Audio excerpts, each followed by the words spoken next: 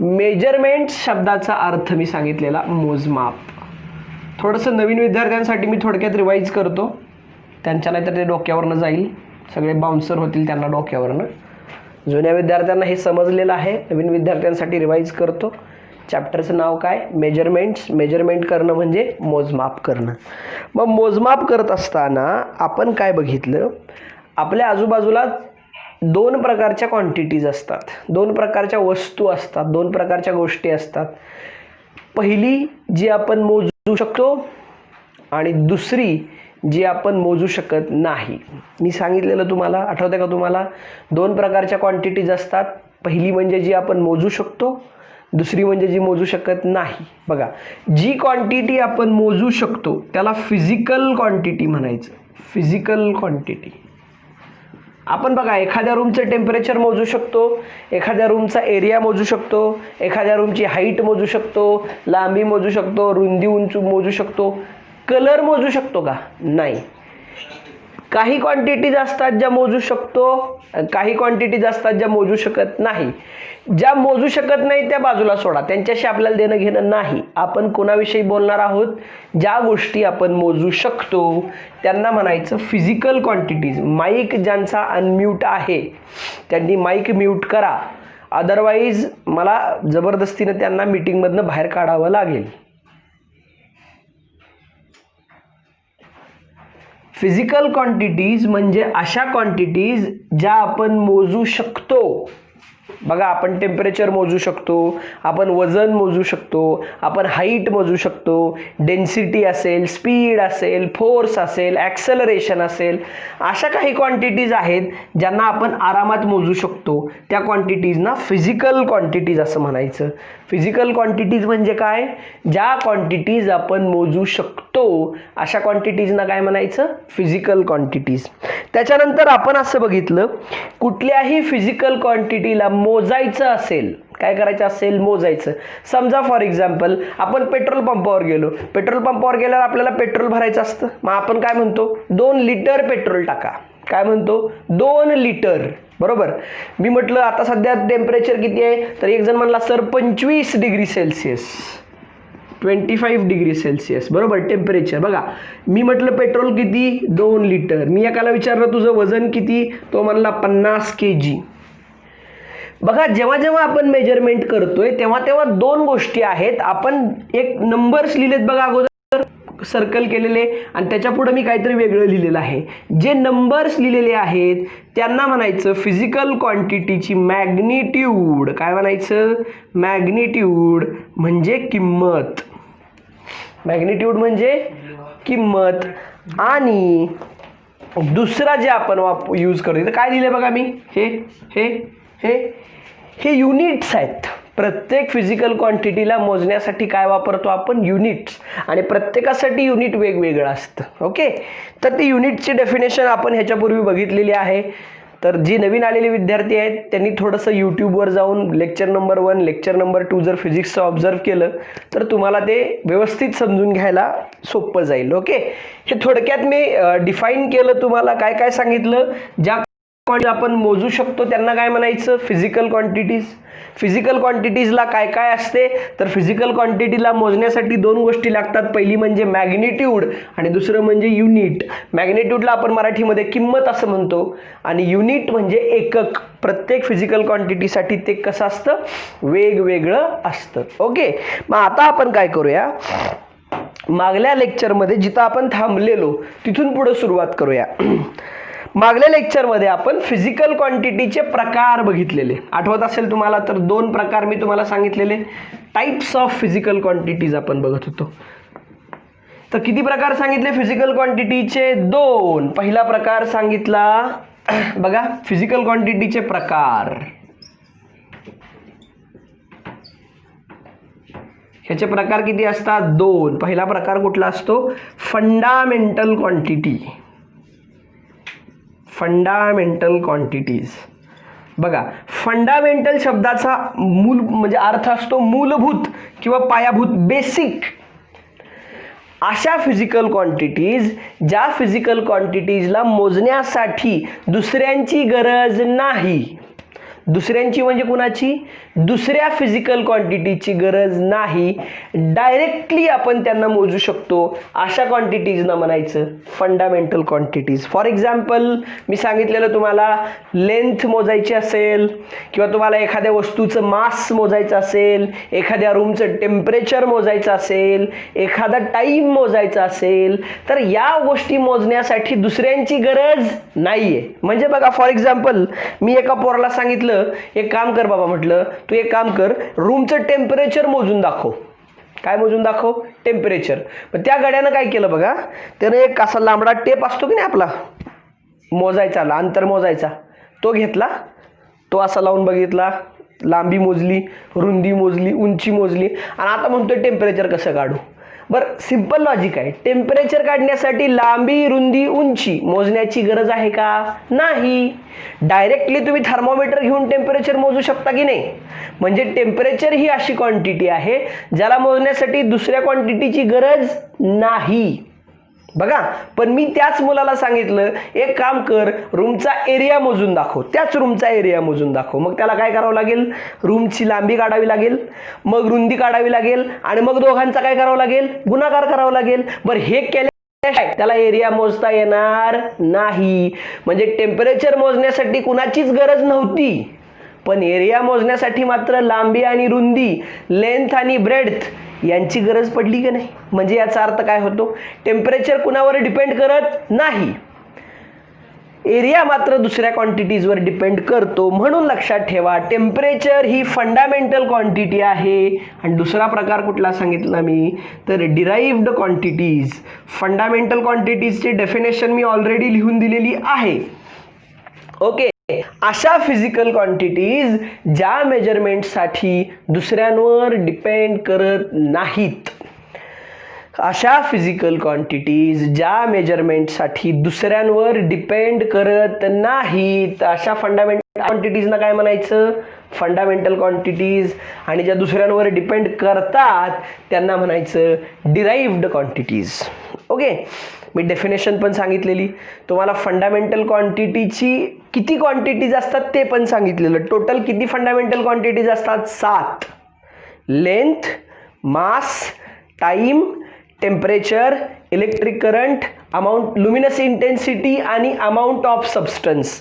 अशा टोटल किती क्वांटिटीज लिहून दिलेल्या आहे मी, 7. आपण त्या क्वांटिटीज कुठल्या कुठल्या परत एकदा बघितलेलं.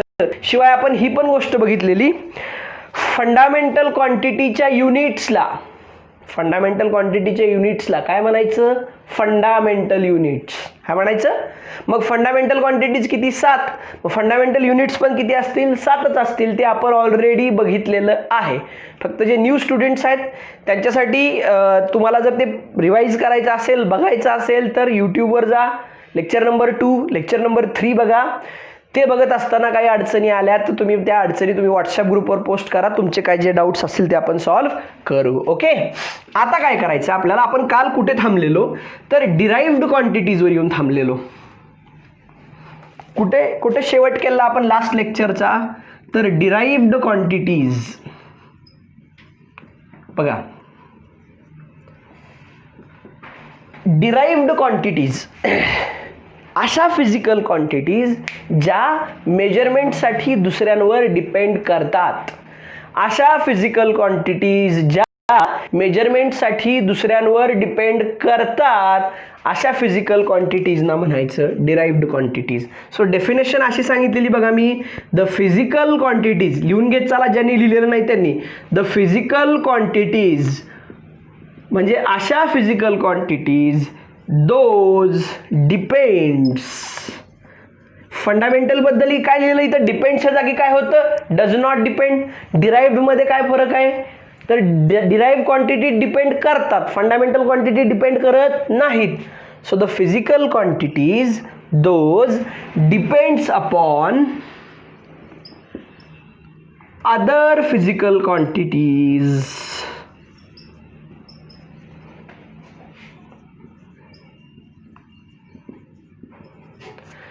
अशा फिजिकल क्वांटिटीज ज्या मेजरमेंटसाठी दुसऱ्या फिजिकल क्वांटिटीजवर डिपेंड करतात फॉर देअर मेजरमेंट्स.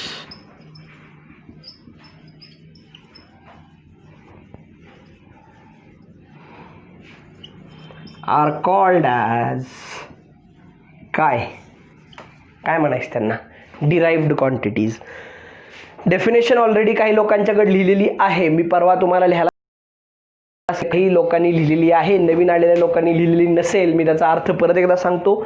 अशा फिजिकल क्वांटिटीज ज्या मेजरमेंटसाठी दुसऱ्यांवर डिपेंड करतात, म्हणजे दुसऱ्या क्वांटिटीज असाव्याच लागतात. म्हणजे मी मगाशी काय सांगितलं तुम्हाला, एकाला सांगितलं मी एका रूमचा एरिया मोज, आणि मी त्याला एरिया मोजण्यासाठी त्या रूमची लांबी रुंदी दिलीच नाही दिली, किंवा लांबी दिली रुंदी दिलीच नाही, मेजरमेंट एरिया काढता येईल का? बरं, आपल्याकडे असं कुठलं इन्स्ट्रुमेंटच नाही आहे जे डायरेक्ट एरिया मोजेल, नाही आहे.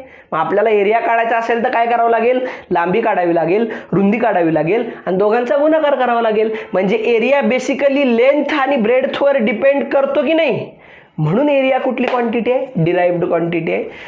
आता तुम्ही डेफिनेशन लिहिल्यानंतर अजून एक गोष्ट तुम्हाला सांगतो.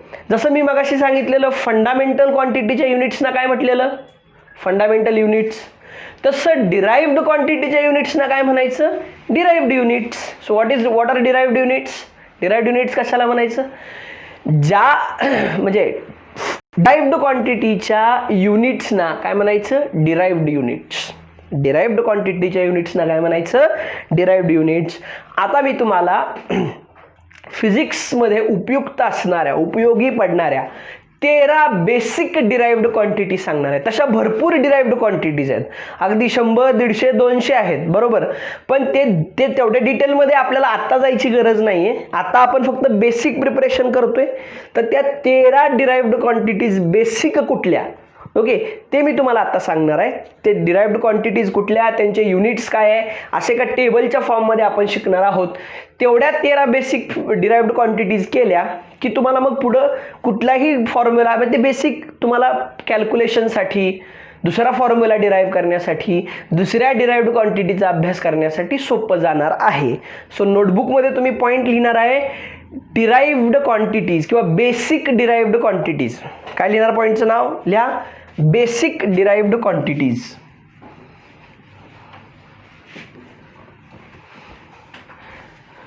मग काय करायचं, आपल्याला बेसिक डिराइव्ड क्वांटिटीज बघायचे, तर एक टेबल तयार करायचं आहे. टेबल म्हणजे लाकडी टेबल नाही बरं का, टेबल तयार करायचं आहे. टेबलमध्ये काय करायचं बघा, इकडे टाकायचा सिरियल नंबर, एका साईडला सिरियल नंबर टाका, दुसरीमध्ये नेम ऑफ क्वांटिटी, तिसऱ्यामध्ये फॉर्म्युला, आणि चौथ्यामध्ये त्याचं एसआय युनिट. असा टेबल तयार करायचा आहे आपल्याला. ओके, सगळ्यांनी टेबल तयार करा. मी तुम्हाला ह्या 13 बेसिक क्वांटिटी शिकवणार आहे. कसं शिकवणार आहे, मी तुम्हाला त्यांचं नाव सांगणार आहे, त्यांचा फॉर्म्युला लिहून देणार आहे, आणि त्याचं युनिट तुम्हाला सांगणार आहे. ओके, सो पहिला नंबर बघा, फर्स्ट, पहिली डिराइव्ड क्वांटिटी आहे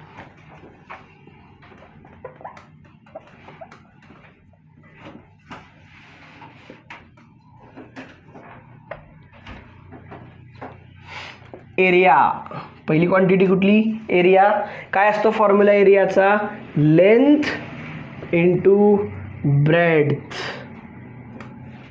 फॉर्म्युला काय असतो, लेंथ, किंवा सिम्बॉलच्या फॉर्ममध्ये लिहितो मी, प्रत्येक शब्द लिहिण्यापेक्षा सिम्बॉल लिहितो. L for length, B for breadth. Okay, मग याचं एसआय युनिट येणार, लेंथसाठी मीटर, ब्रेडसाठी मीटर, म्हणून मीटर स्क्वेअर. ओके, सो पहिली क्वांटिटी कुठली आली, एरिया. सो एरियाचा formula length into breadth, unit काय, मीटर स्क्वेअर. ओके, दुसरी बघूया, नंबर 2, व्हॉल्यूम. फॉर्म्युला असतो length into breadth into height. Okay, लेंथसाठी मीटर, ब्रेडसाठी मीटर, हाईटसाठी मीटर, म्हणून metre into metre into metre म्हणजे metre cube. So SI unit of volume is metre cube. लिहिलं सगळ्यांनी, गुड. तिसरी क्वांटिटी असते डेन्सिटी. तिसरी क्वांटिटी कुठली, डेन्सिटी. डेन्सिटीचा फॉर्म्युला असतो मास अपॉन व्हॉल्यूम. लक्षात ठेवा, area is denoted by A, volume is denoted by V. Density is denoted by rho. बघा मी इथं सिम्बॉल लिहितो डेन्सिटीचा. सिम्बॉल काय त्याचा? रो. काय म्हणायचं याला? रो. 9 काढायचे मराठीत. ॲक्च्युली तो ग्रीक किंवा लॅटिन शब्द आहे, सिम्बॉल आहे तो. ओके, त्याला नाव काय म्हणायचं? काय त्याला? रो. फॉर्म्युला काय त्याचा? Mass upon volume. आता मासचं युनिट काय असतं? K G. व्हॉल्यूमचं काय? Metre cube. म्हणून ह्याला म्हणायचं के जी पर मीटर क्यूब. कसं वाचणार ह्याला? कसं वाचणार? K G per metre cube किंवा kilogram per metre cube. Okay, वाचणार कसं? Kilogram per metre cube. Okay, पुढची क्वांटिटी असते speed. Speed is denoted by small V. Okay, formula असतो distance upon time. Distance is denoted, डिस्टन्सला direct मी लिहितो, direct distance upon time. Symbol लिहित नाही, वर्डिंगमध्ये लिहितो. डिस्टन्स अपॉन टाइम हा स्पीडचा फॉर्म्युला. आता युनिट लिहायचं आहे आपल्याला. स्पीडमध्ये डिस्टन्स कशात मोजतो आपण? मीटरमध्ये. टाइम कशात मोजतो आपण? सेकंडमध्ये. म्हणून स्पीडचं युनिट काय आलं? Metre per second. काय आलं? Metre per second. Okay, so किती क्वांटिटीज लिहून दिल्या मी? 4. एरिया, व्हॉल्यूम, डेन्सिटी आणि स्पीड. ओके, चला सांगा बरं मला ह्या पहिल्या 4 क्वांटिटीज. मी नाव सांगतो, तुम्ही फॉर्म्युला आणि युनिट सांगायचं. माईक अनम्यूट करा सगळ्यांनी.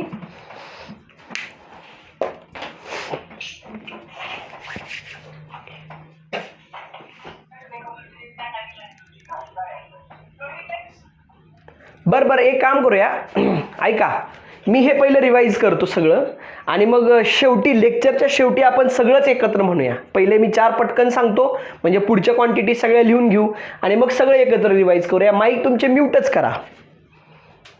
म्यूट करा सगळ्यांनी माईक. अनम्यूट करू नका, म्यूट करा.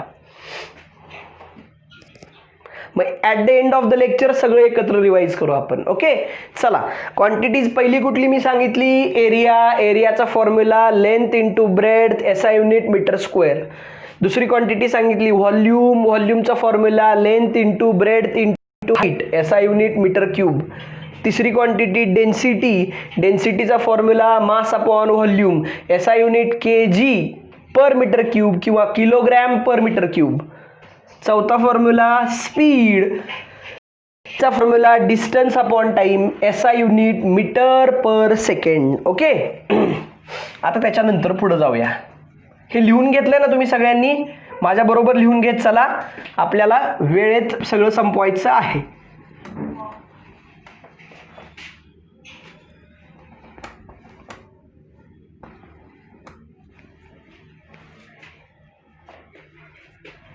ओके, बघा पुढचा फॉर्म्युला असतो ॲक्सलरेशन.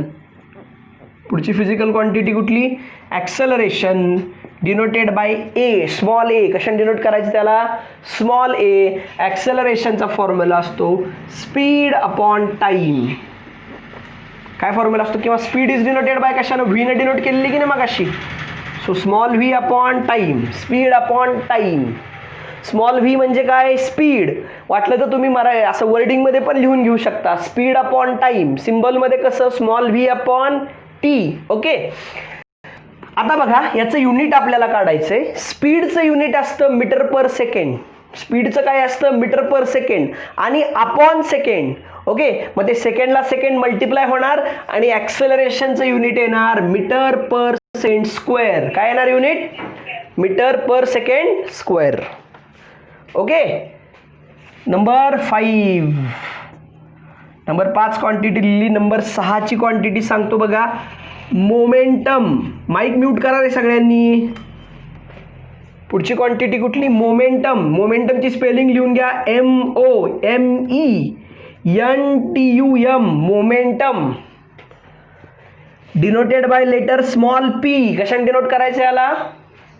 स्मॉल पी न. मोमेंटमचा फॉर्म्युला असतो मास इंटू स्पीड किंवा व्हेलॉसिटी. स्पीड आणि व्हेलॉसिटी एकच आहे, दोन्ही मिनिंग फक्त त्याचा थोडा वेगळा अर्थ आहे त्याचा. स्पीड आणि व्हेलॉसिटीचा थोडासा फरक आहे. एक स्केलार क्वांटिटी आहे, एक व्हेक्टर क्वांटिटी आहे.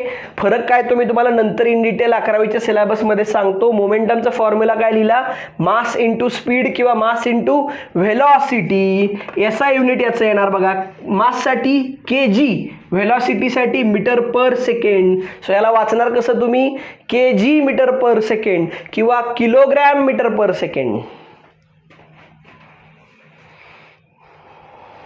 लिहिलं? ओके. नंबर 7 आहे फोर्स.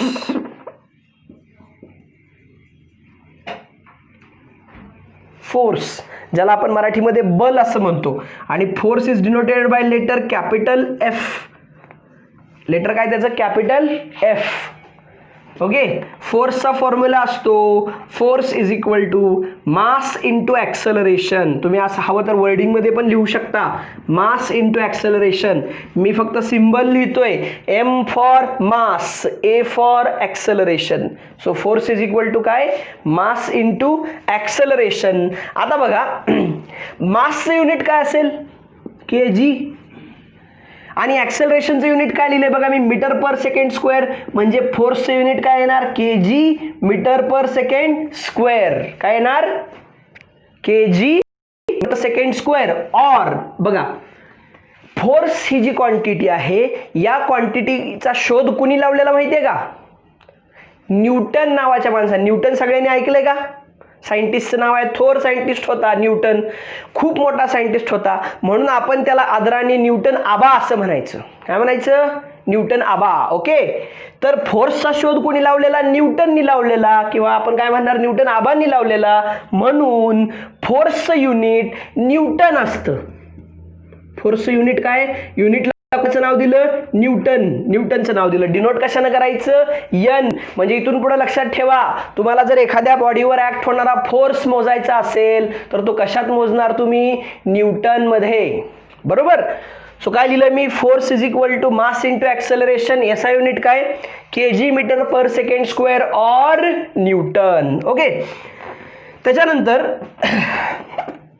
8 नंबरची क्वांटिटी असते इम्पल्स. 8 नंबरची क्वांटिटी असते impulse. This impulse is denoted by letter capital J. इम्पल्सला कशाने डिनोट करायचं, कॅपिटल जे ने डिनोट करायचं. इम्पल्स डिनोटेड बाय कॅपिटल जे. इम्पल्सचा फॉर्म्युला असतो फोर्स इंटू टाइम. काय फॉर्म्युला असतो, फोर्स इंटू टाइम. म्हणून मी काय लिहिलं बघा, एफ इंटू टी. ओके. मग आता बघा, फोर्सचं युनिट काय, न्यूटन. टाइमचं युनिट काय, सेकंड. म्हणून इम्पल्सचं युनिट काय, न्यूटन सेकंड. काय म्हणायचं त्याला, न्यूटन सेकंड. लिहिलं सगळ्यांनी, थोडं स्पीड लिहा, पटपट पटपट. मी तोपर्यंत वरचं पुसतो. वरचं लिहिलं असेल तुम्ही.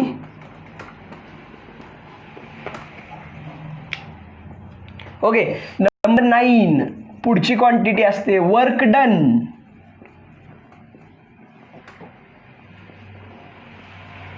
Work done denoted by W. कशाने डिनोट करायचं त्याला, डब्ल्यू ने डिनोट करायचं. Work done. वर्क डनचा फॉर्म्युला असतो work done is equal to force into displacement. Force into displacement. आता डिस्प्लेसमेंट आणि डिस्टन्स ह्या सिमिलर क्वांटिटीज आहेत, जशी स्पीड आणि व्हेलॉसिटी. बरोबर. दोघांचा एकमेकांशी खूप जवळचा संबंध आहे, थोडासा डिफरन्स आहे. डिस्टन्स आणि डिस्प्लेसमेंट एकच आहेत, फक्त डिस्टन्स स्केलार क्वांटिटी आहे आणि डिस्प्लेसमेंट व्हेक्टर क्वांटिटी आहे. आता ह्याचा अर्थ काय, 11th स्टँडर्डच्या सिलेबसमध्ये सांगतो, आता ती काही स्टडी करायची गरज नाही. सो वर्क डनचा फॉर्म्युला काय सांगितला मी, force into displacement, F into S. आणि वर्क डनचं युनिट असतं जूल. युनिट काय असतं, जूल. जूल नावाच्या माणसानं वर्क डनचा शोध लावला म्हणून त्याचं एसआय युनिट काय आहे, जूल. डिनोटेड बाय कॅपिटल जे.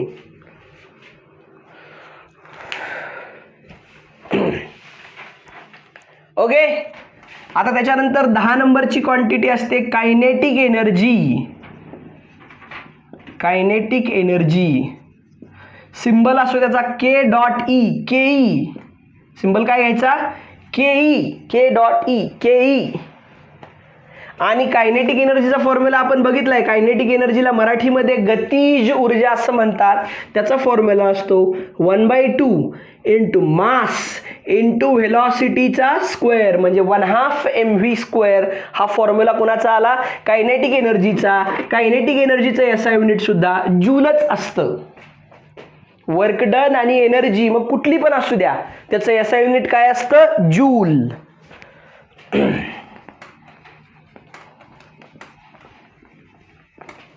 ओके. 11 नंबरची क्वांटिटी बघा, potential energy denoted by PE. Potential एनर्जीला स्थितीज ऊर्जा असं म्हणतात मराठीमध्ये. मी तुम्हाला ते डिटेलमध्ये सांगेन नंतर. 11च्या सिलेबसमध्ये नेमकी कायनेटिक एनर्जी म्हणजे काय, नेमकी पोटेन्शियल एनर्जी म्हणजे काय, ते सगळं डिटेलमध्ये सांगेल. आता फॉर्म्युला लिहून घ्या. पोटेन्शियल एनर्जीचा फॉर्म्युला असतो mgh. mgh, mdh नाही, ते मसाल्याची आड असते बघा, mdh ते नाही, mgh.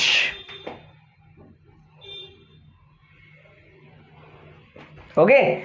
m म्हणजे मास, g म्हणजे ऍक्सेलरेशन ड्यू टू ग्रॅव्हिटी आणि h म्हणजे हाईट, आणि याचं पण SI युनिट असतं जूल.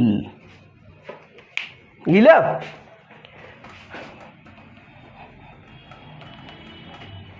पटकन लिहा. 12 नंबरची क्वांटिटी असते पॉवर. 12 नंबरची क्वांटिटी कुठली असते, पॉवर.